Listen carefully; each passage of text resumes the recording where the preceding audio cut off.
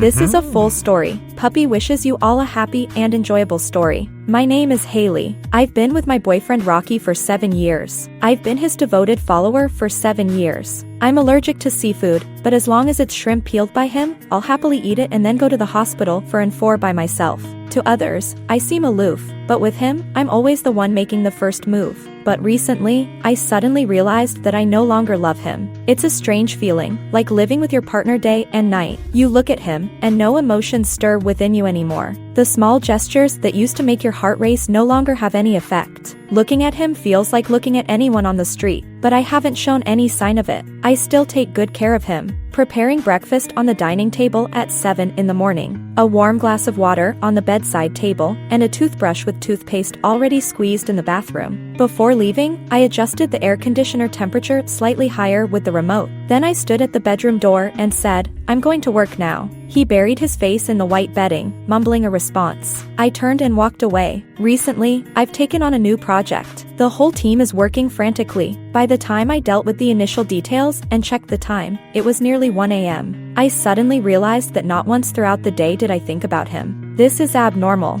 I remember when I first graduated. During that time, working on activities with a senior who had graduated long ago, it was the same. Often working late into the night, but I would message him every hour to update him. After 6 p.m., I would tell him how late I'd be so he wouldn't wait for me, and so on. Even after being together for a long time, I would still update him when I was busy. But today, I didn't think about him even once. I checked Facebook.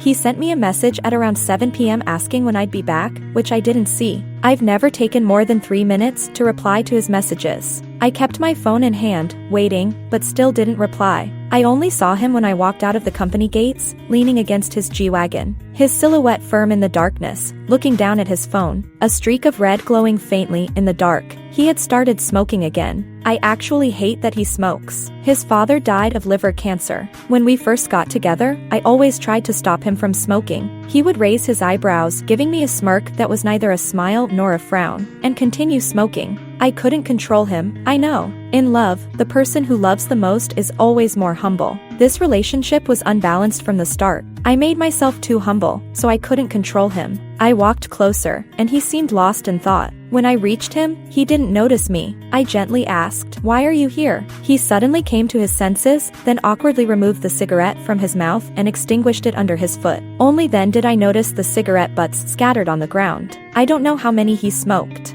I instinctively wanted to advise him to smoke less, but I moved my lips and still didn't say anything. I despairingly realized that I no longer want to care. He looked at me for a moment, as if waiting for something, his gaze shimmering in the dark.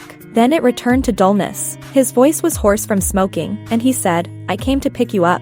After a pause, he added, as if feeling a bit aggrieved, "You didn't reply to my message." I pretended to check my phone and said, "I was too busy, didn't see it." He didn't say anything, opened the car door for me to get in. This was a new kind of consideration. For him, getting something was too easy, and loving him was too humble. I think for him, the most certain thing might be that I will never leave him. So, he calls when he needs me, and dismisses me at will. Things like picking me up from work late into the night. Besides the period when he felt guilty, it hasn't happened again. In the car, I leaned against the window, staring at the lights rushing past outside, the car interior silent. I thought about the past. He was actually a bit aloof. When we were alone, I would always try to start conversations to make him talk. He would occasionally respond with a grunt, but now I'm tired. After a while, he asked, "Have you eaten?" I responded with a yes, not asking if he had eaten. When he woke me up, I realized I had fallen asleep without knowing when. He frowned at me and said, "You're very tired, aren't you? If you're tired, take a break.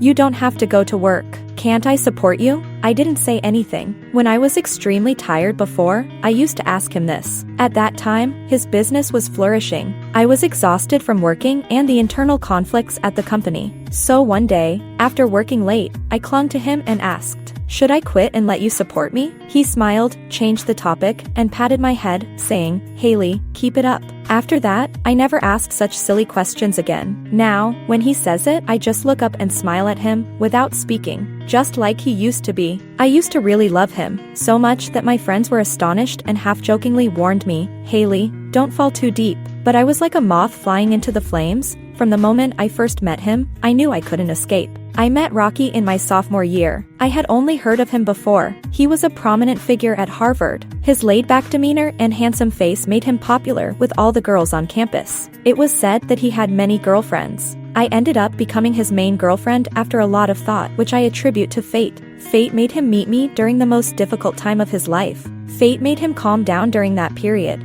Fate made him not encounter another fool who treated him as well as I did during that time. So I became his girlfriend, and we've been on and off for 7 years, surprising both our friends. According to one of his friends, we are from completely different worlds. I am a person with clear goals, excellent academic performance, and a well-planned life. He, on the other hand, is indifferent to everything, always taking things as they come, never paying attention to anything. He is not only careless, but also fickle, wandering among the flowers and grasses of the world, never truly caring about anything. Oh, no, he did care, after all. When I met him, he had just ended his previous relationship. Even though Rockey and I have been together for 7 years, Serena is the only ex who still makes me feel like a formidable rival just hearing her name. I think she must be the only girl he truly had feelings for and loved deeply. The first time I met Rockey was at a club event. He was half leaning against the club's door frame, looking down at his phone, his profile sharp like a chiseled sculpture. I couldn't help but look at him a few more times. Nearby, a junior remarked with a mix of envy and admiration, "That's Rockey, he's probably waiting for his girlfriend." I followed the direction she pointed with her chin. A tall figure with long curls was visible from the back. I didn't see her face, but she was probably beautiful too. The second time I encountered him was late at night off campus. I was representing the school at a university competition in New York.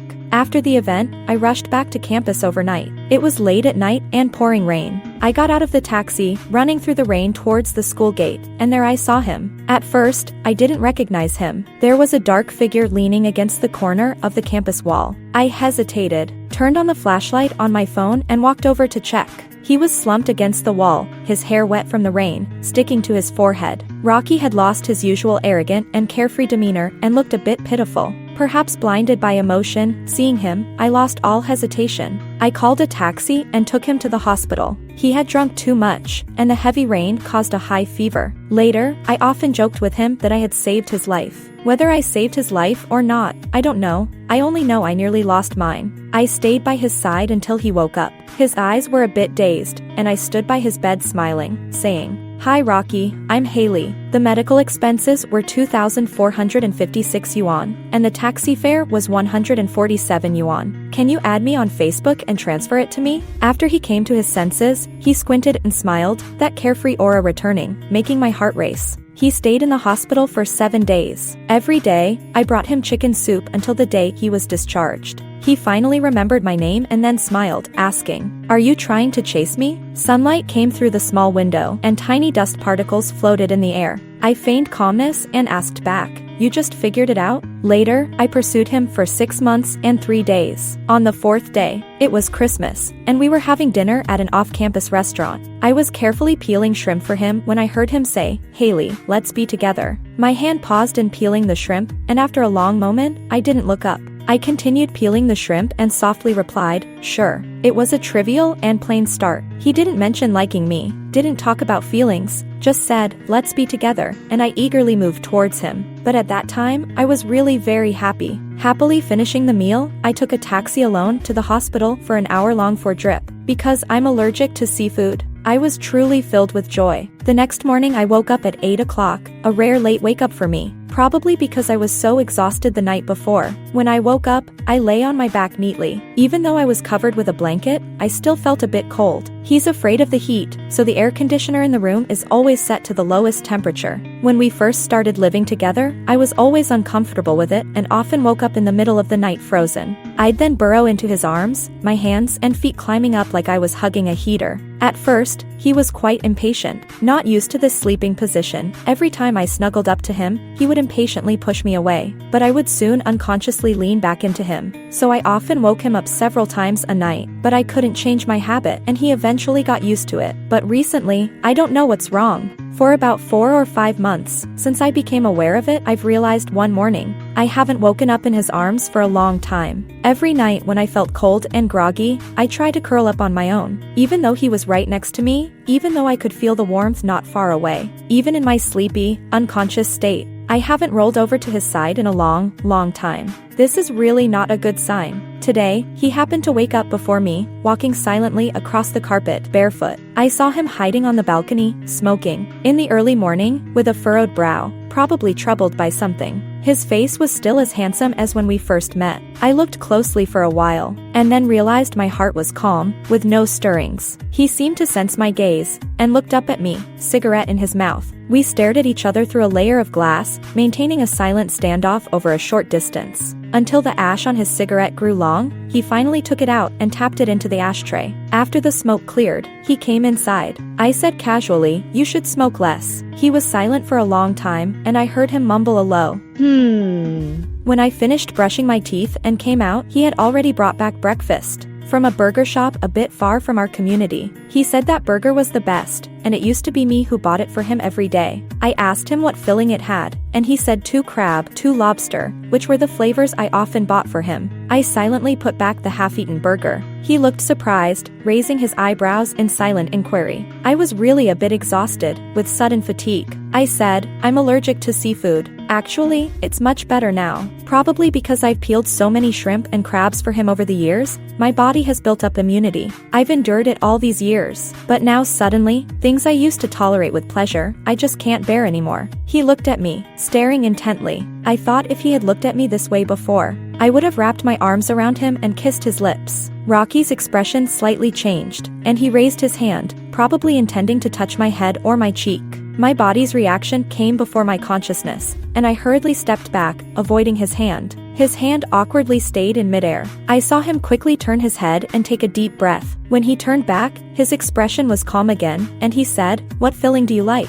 I'll go buy it again." We all maintained a peaceful illusion of getting along well. I said, "No need, I'll make a fried egg in the kitchen." He didn't say anything. I saw his hand hanging by his side, now clenched into a fist. He's not a good-tempered person. I've seen him lose his temper with others before. In college, there was a time when a sleazy guy almost got beaten to death by him. He ended up paying a lot for medical expenses. Later, when we just graduated and started a business, he endured it for a while. When the business grew, no one could show off in front of him anymore. Most people just went along with him. Just when I thought he was about to explode, he suddenly smiled, and then said gently, "Okay, let's go shopping later. The season's changing, and we need to get a lot of new things for the house." Honestly, I felt a bit disappointed when he suppressed his temper. We've been together for 7 years, and we know each other's personalities and tempers well. He must have noticed my abnormality and indifference. I actually hoped he would lose his temper, and then point at me and ask, "What's wrong with you? Can you just tell me?" Then I could naturally say, "I don't love you anymore. Let's break up." Unfortunately, he didn't ask, so I didn't say anything. In the afternoon, we went to the supermarket together. I have always had a fondness for supermarket shopping, because pushing the shopping cart with him and buying home supplies really felt like a typical married couple. When we used to shop at the supermarket, I would have liked to spend the whole day there with him. Every 3 steps, I'd ask him, "How does this look? This is so cute for the kitchen." "Look at that. Should we get a couple's toothbrush cup? It's so cute. This would look great at the entrance." By the end, he would be so annoyed that he'd have to shout at "shut up" to get me to stop for 5 minutes. I couldn't control my joy around him, wanting to share what I thought was best with him. That joy came from the heart. Just being near him, no matter what we were doing, even just breathing, made me happy. Clearly, in others' eyes, I'm also a mature and aloof person. But today, after shopping for more than half an hour, I looked at the shopping cart and realized we hadn't said much today and had only bought some necessities. I told him, "We've bought everything, let's go back." On the way home, he was silent. As we were almost home, he finally spoke. "Have you been too tired recently? After this project, take some time off. Let's travel to Morocco together. You've always wanted to go, haven't you?" After a pause, he added, "When I said I'd support you if you quit your job, I wasn't joking. Honestly, I feel somewhat suppressed." Rocky is actually quite indifferent when it comes to emotions. He fears responsibility and burden the most. Previously, he was afraid of burdening me with his emotions, and now he fears burdening my life. If he had said these words before, I would have been deeply moved and emotional, but not now. I was surprised for a second and politely declined him. "No need, I like my current job." Such a refusal was too direct and awkward, especially since I've rarely turned him down before. It seems that without realizing it, Rocky and I have completely swapped places. I'm now the one who is distracted and indifferent, and he's the one who has been enduring and compromising. I saw him take a deep breath. I've said before, he really isn't someone with a good temper. But he paused and then gently asked, "What about Morocco? Once you're done with this project, let's go on vacation together." I smiled with subtle detachment and said, "I've been there, Rocky, for years ago. I went alone. We had a significant breakup 4 years ago. In fact, during our 7 years together, we broke up and got back together many times. But the only time we truly said the word breakup was that time 4 years ago. That breakup was quite ugly. At that time, I had almost exhausted all my expectations and enthusiasm for life, and doubted if I could continue. 4 years ago, I had just started working, and I was extremely exhausted. Consequently, in my interactions with Rocky, I didn't have the energy to keep accommodating and taking care of him, and of course, I didn't notice his unusual behavior. For example, his smoking frequency increased, he spent more time dazing off, and he came home later and later. I realized this one evening when he came home late from working overtime. When I opened the door, the room was brightly lit, and he was sitting on the living room sofa. The glass door to the balcony was not opened, and the room was filled with smoke. The ashtray was full of cigarette butts. He was leaning against the sofa cushion. The crystal light above him reflected on him. All emotions were laid bare, and he said with a blank expression, "Let's break up." He sighed deeply and then said, "Sorry, Serena is back. I really don't want to recall that period of weightlessness. I'm actually an independent and aloof person. In the past, when I saw many friends troubled by love, I thought it was laughable. I believed that love should be mutual, and only a reciprocal love has meaning. In short, love can be absent, but dignity and decency must be maintained. However, after Rocky broke up with me, I became the kind of person I used to despise. It felt like my heart was being forcibly extracted. In a week, I lost more than 10 pounds, and during that time, I sent him countless desperate and humble messages, all of which were met with silence. Later, a friend of mine couldn't bear to watch it, gave me a hard slap, and yelled at me, "Hailey, can you have some self-respect? Forget him and start a new life. You're making yourself miserable, while he's out there enjoying himself. Shouldn't you work on making yourself happy?" I held back my tears and finally let them pour out, despairingly telling her, "I don't know if he's happy or not, but Alice, I know I will never be happy again. The only way to make me happy is to go back to the past. Back to when he was by my side. I don't care if he loves me or not, as long as he's by my side. Only then can I be happy." Such a lack of self-respect. She looked at me for a long time, then turned her head and wiped her eyes. Afterwards, it took me more than 5 months to more or less return to a normal routine. Friends seemed to think I had recovered, but I felt like a rat living in a dark sewer, secretly observing all their updates on social media. They traveled together, celebrated holidays together. He gave her grand surprises, their sweet videos and photos. In the first 3 years with him, we never took a single photo together. He didn't like to smile, and the photos with Serena didn't show smiles either. But their atmosphere was gentle, and in the photos, Rocky wasn't indifferent and dismissive as he was with me. He looked down at the girl next to him, his eyes soft. That was a treatment I didn't receive. What really hurt me was a social media post by Serena. She posted a moment with 2 photos. The first was a screenshot of our Facebook chat, where I begged Rocky to come back to me, a long, long message. Every word and punctuation marked the trampling of my self-respect and dignity. The second photo was Rocky peeling shrimp for her. Her caption read, "This is someone else's dream man," with a proud little emoticon at the end. My world collapsed at that moment. I once thought I would die at that moment, but I managed to get through it. Afterwards, I went to Morocco alone. When crossing the Sahara Desert, I almost buried myself in the vast, orange-red sand dunes. But I did come back.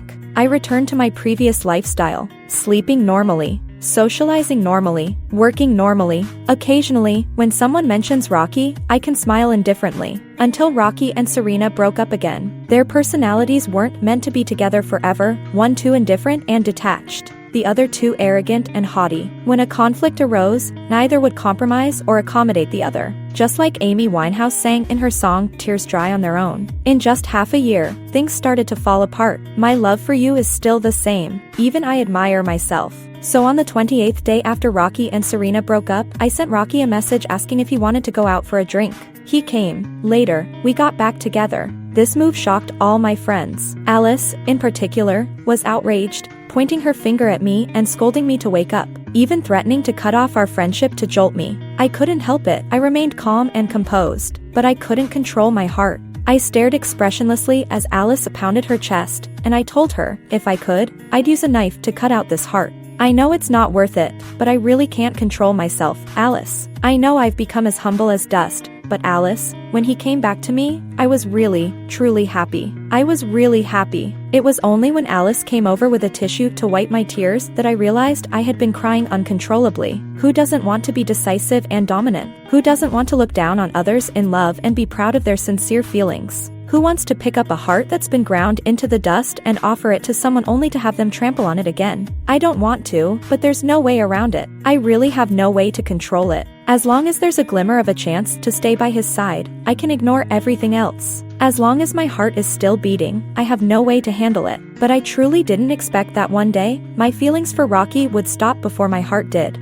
I can't find a clue. I don't even know when I lost my feelings for him. In fact, in recent years, he's been very good to me. Even Alice sometimes sighs, saying, "It's good that you got through such tough times back then." Now Rockey is a very qualified son-in-law, wealthy and handsome, with no interest in other women. I guess you've had your share of good fortune. I smiled and said nothing. At first, I only thought I was in a period of fatigue. Maybe it was due to emotional issues, and it would pass after some time. I could see Rocky's careful and restrained behavior. Perhaps apart from Serena, he has never accommodated anyone so much in his life. But whenever I saw him, I felt agitated, and this state persisted for a while. It softened when I had a fever and flu. I was lying on the bed in a daze. When I woke up, the whole room was silent. Struggling against dizziness, I walked out. When I went to the kitchen to get some water, I saw him cooking porridge. His tall body slightly bent over, watching a clay pot, softly murmuring, "Simmer on low heat for 30 minutes. I drank some water and silently returned to the bedroom.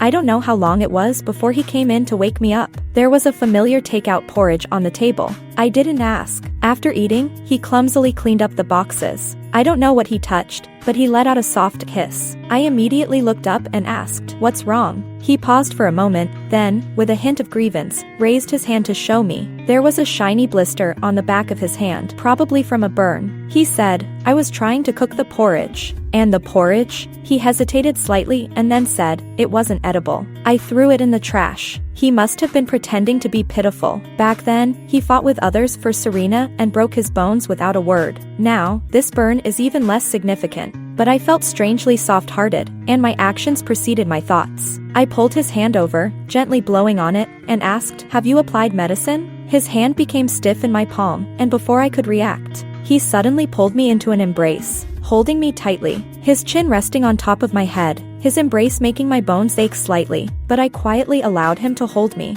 After a while, I heard his voice, deep and almost gentle. As if afraid of disturbing something, he said, "Hailey, just like this, don't turn into someone I don't recognize." I remained silent and didn't answer. We seemed to have returned to the past. I'm good at hiding my emotions. But after this, I couldn't distinguish whether it was love settling or mere habit, or if I was just waiting for an outburst. I didn't expect the outburst to come so soon. After the second quarter project ended, the team planned a dinner to relax. Before leaving the company, I sent him a message. He often picks me up after work these days. The message was quickly replied to. He said, "Okay, I'll wait for you at home." I looked at the text, and a smile curled on my lips. By the end of the dinner, it was almost 11 o'clock. Because our team was large, we had booked a private room. As we left the room and passed through the lobby, I casually glanced and saw Serena. Serena has always been my nightmare. Although she wasn't exceptional, every appearance of hers could make my mental defenses collapse repeatedly, making me involuntarily submit and feel inferior. This is a psychological shadow caused by being hurt in my teenage years. At that moment, my breath was slightly stifled. The hotel's hanging lights were dazzling, and she was smiling. A familiar yet unfamiliar appearance. With a slight turn of my gaze, I saw the man sitting opposite her. I was so familiar with Rockey that I could sense his presence even from 5 meters away, let alone seeing the back of his head. A few hours ago, he texted me saying he was waiting for me at home. The impact on me was momentary. Upon realizing the scene before me, I became strangely clear-headed. All the emotions brewing in my heart vanished instantly. Serena looked up and saw me, paused for a moment, then gave me a slight nod and a reserved smile. I smiled back and walked over. Rocky's face turned pale, and he almost instinctively said, "I didn't lie to you." I calmly said, "There's nothing unusual about old friends meeting for dinner. Miss Serena is back, and you should be a good host." His expression was strange, as if he didn't expect my reaction. He looked at me almost scrutinizingly. I smiled at him again and said, "Do you have a key to the house? I forgot to bring mine." He instinctively stood up, grabbed his coat from the back of the chair, and said, "I'll go with you." I shook my head. "No need. There's no need to accompany someone to the middle of a meal. You stay and enjoy yourselves. I'll leave first." I don't know how natural and calm my expression was. Strangely, the woman who would have once made me feel like I was on high alert. Seeing Rockey with her now, I actually felt nothing. My heart was completely tranquil. I even went home, took a shower, and didn't remember when I fell asleep. When I woke up again, it was the middle of the night. There was a dark shadow on the couch, and a faint red glow flickered between his fingers, filling the room with the smell of smoke. I coughed a few times from the smoke and then turned on the light. He sat silently on the couch. I was startled and asked, "Why aren't you asleep?" He didn't speak. I stood at the bedroom door and looked at him. He extinguished the cigarette in the ashtray and then said, "There's nothing between her and me. After you sent the message, she called me, but I didn't answer. Then she said she's settling in America and this is her last visit, wanting to say a proper goodbye."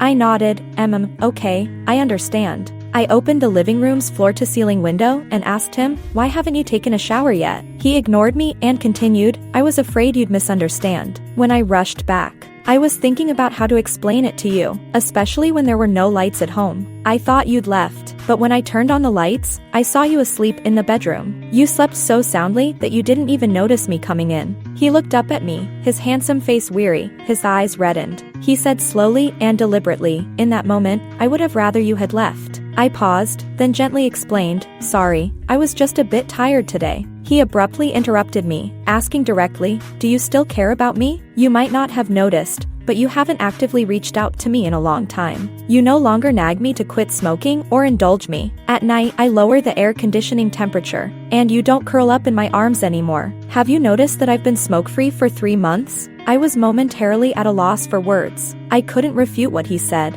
I didn't fall for someone else, and he hadn't changed, but I suddenly changed. I suddenly didn't love him anymore. He watched me remain silent, then anxiously pulled a cigarette from the coffee table. After lighting it, he seemed restless. His temper had always been poor. In the sparse smoke, he asked me in a self-destructive manner, "What do you really want, Hailey? Do you want to break up?" I was silent for a long time before finally answering, "Okay, let's break up." This was the first time I had initiated a breakup. The cigarette fell from his hand onto the table. He stood up and kicked the coffee table forcefully. The marble coffee table slid awkwardly to one side from the kick.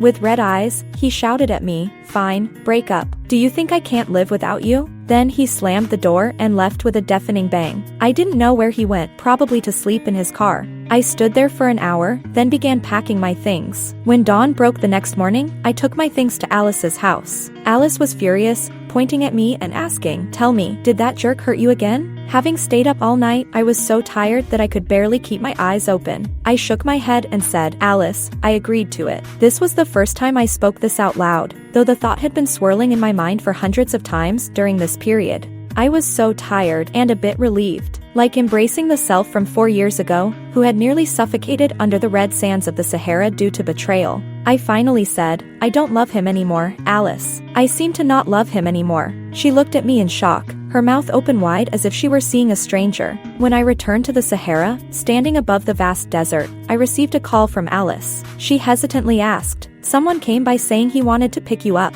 He's lost a lot of weight and looks quite pitiful." But she quickly changed the subject and asked, "I've kicked him out. When will you come back?" Finally, as if she couldn't let go, she asked, "Are you really done this time? Is there no chance anymore?" I smiled and didn't say anything. Later, when I returned to the country and got off the plane, I saw Rockey. He indeed had lost a lot of weight, but he looked okay. When he saw me, he smiled a bit nervously and said, "I'm here to pick you up."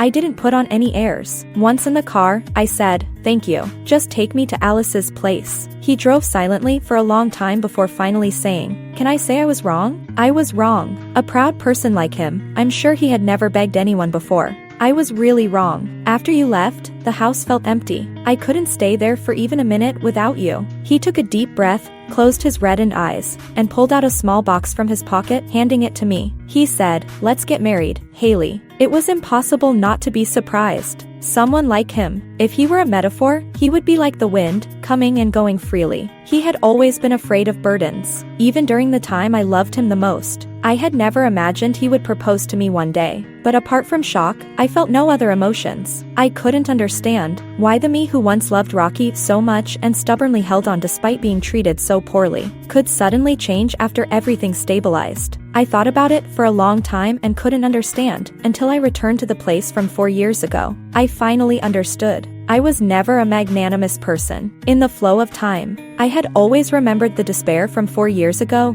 deeply hurt. The desperate pleas and requests, the boundless and principle-free indulgence, the desperate thoughts of wanting to end it all, slowly fermented over the 4 years when Rockey and I, in a humble reconciliation, got back together. I had never forgotten those injuries. My feelings gradually disappeared in the repeated memories, leaving nothing behind and picking up the remaining self-respect and self-love. The girl's reflex was so slow. It took her so long to realize that she needed to love herself properly. When I pushed away Rockey's ring, I was incredibly calm. I knew I wouldn't regret this decision. Looking at Rockey, I shook my head and, with a mix of apology and relief, said, "I'm sorry, Rockey. I don't love you anymore." He seemed to have anticipated this outcome. After a long silence, he smiled with red eyes and asked, "If you don't love me now, will you in the future? You don't have anyone you like, right? If we could start over, would you be willing to give me another chance?" I looked at the traffic outside. Time was so long, it healed all my insecurities and wounds, giving me a complete Hailey, and I finally learned to approach love with an equal attitude. As for what happens next, who can say? Resting my head against the car window, I smiled slightly. Let time be the judge.